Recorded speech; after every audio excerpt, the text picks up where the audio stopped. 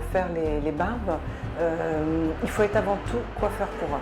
Et ça c'est très important parce que toutes les techniques du barbier, que ce soit en rasage ou en taille de barbe, il faut vraiment avoir une très bonne maîtrise de la technique homme en coiffure. Un barbier qui vous dit qu'il n'est pas coiffeur n'est pas un barbier.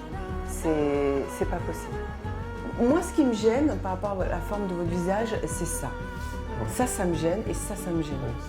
Quand je dis ça me gêne, ça ne correspond pas à votre morphologie. Donc j'ai d'abord appris la coiffure, j'ai fait un an d'esthétique et il a fallu que je rentre dans le domaine du barbier. Pour cela, il n'y avait pas d'école. Donc je suis allée à la rencontre de peu de professionnels qui existaient sur Paris.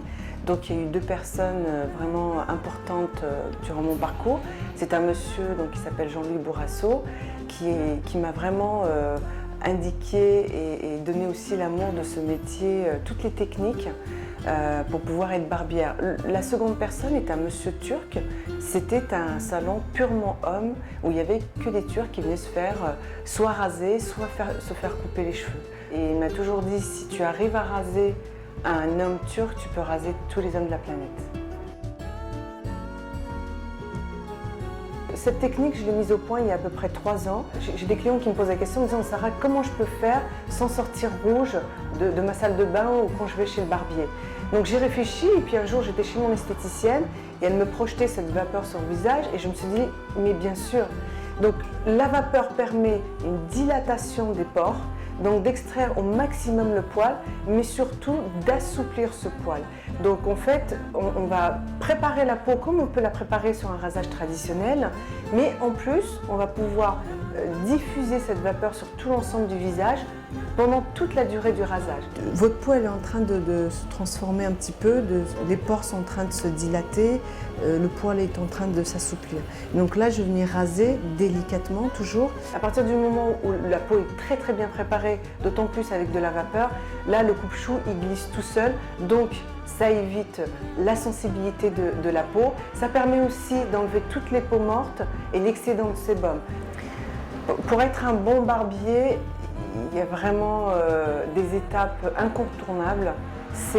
Premièrement, c'est avant tout être coiffeur pour homme pour être barbier. Deuxièmement, maîtriser les techniques de rasage impérativement. Il y a des procédés et on ne peut pas faire autrement. Troisièmement, c'est quand même avoir du goût, pouvoir être en position de pouvoir conseiller les gens, voir au-delà que d'une forme ou d'un besoin d'un client. C'est arriver à comprendre et à réaliser, mais aussi à amener le client à capter sa capacité à lui-même reproduire en quelque sorte quelque chose à la maison. Aujourd'hui, la Barbière de Paris, c'est vrai qu'elle connaît un succès et j'en suis très contente. Avec beaucoup de travail derrière, bien évidemment. On a des projets. Donc l'ouverture d'un prochain salon au centre de Paris pour pouvoir répondre un peu à toutes les demandes. La franchise, oui. L'école de formation, oui.